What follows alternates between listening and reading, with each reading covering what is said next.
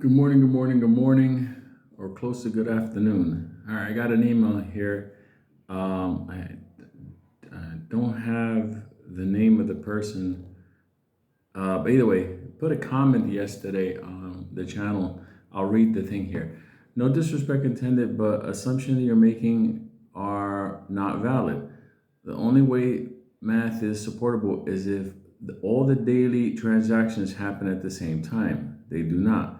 $1 billion of transaction per day does not need 1 billion coins.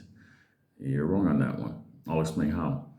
Unless, with all due respect, unless all the transaction volumes happen at the same time, they actually do. With the speed that the coins will be bought on the same end and sold on the other end, the coin will be able to service thousands, maybe tens of thousands of different transactions throughout the entire day. I hate this kind of math thrown around all the time, but it just makes no sense. Okay, let me just tell you how banks work, because I had a hand in working on this. Banks transfer money in batches because liquidity has to be made available. It just doesn't sit there and just get sent out every minute. They usually have cycles of time. If you go back in time, remember how money deposited by this time will be available by this time.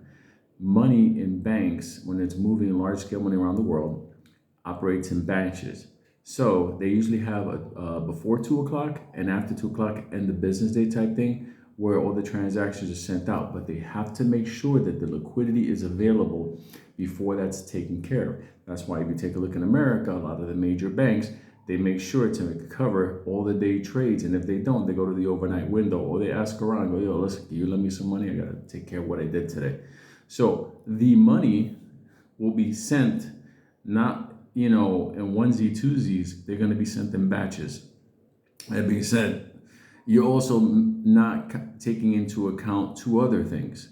One, around the world, different time zones, different banks come online. This is my bottle of water. Scared the shit out of me, right? Like half a transmit a day. Let's say, for example, end of business day, New York, California, money's being sent over in batches because it happens overnight. And then Asia comes online, next time zone. And then Asia finishes up their thing as Europe and portions of Africa start coming online. You have to understand, it's not like what you think in the capacity of like a person just sits at the desk and goes, okay, I'm going to send this money. That's just not the way big banks work. Big banks have controls internally on liquidity leaving. Now, money can be promised, money can be messaged and everything, but the actual liquidity of funds, that's batched. So it comes down to the third thing. You have to understand that XRP is going to be utilized in tokenization of contracts, smart contracts. So that's a lot of XRP coins that are going to be gobbled up in order to create the new XRP Plus, or whatever they're calling it now, Exum, whatever, H something. I'll get the name. Hold on, I'll get the name now. So this way people understand. All right, I'll get the name now. I was just reading a bunch of articles on it. Okay. All right, 2 seconds here. Okay. XAH. That's the new XRP Plus. That's a smart contract aspect of it. By the way, Hong Kong is already doing that for home equity loans. It's fucking brilliant. I was looking at it yesterday. I was like, Jesus.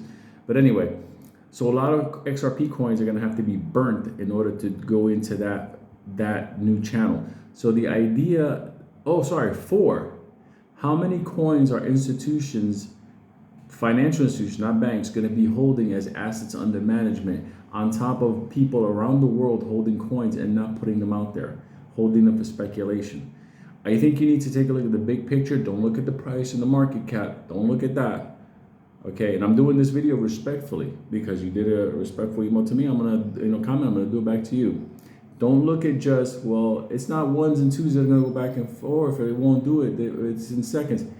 It's globally. It's batched. That's the thing. And you have to also understand, XRP is going to be used internally also with the CBDC that a lot of the countries are doing. Like, not for nothing. You got to think about this for a second.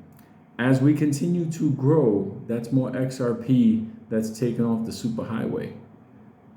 That's why the price has no ceiling. And that's one of the Ethereum original advisors that said that. He clearly said that XRP pricing has no ceiling on this because the market for it is being defined now. You got to understand something. XRP hasn't even been, XRP Plus, the new AXAH, it hasn't even started to be used in healthcare, insurance, manufacturing, supply chain data. Like, you have to understand, we're just in the beginning stages of this. So there's my argument for higher prices in XRP. I hope that helps.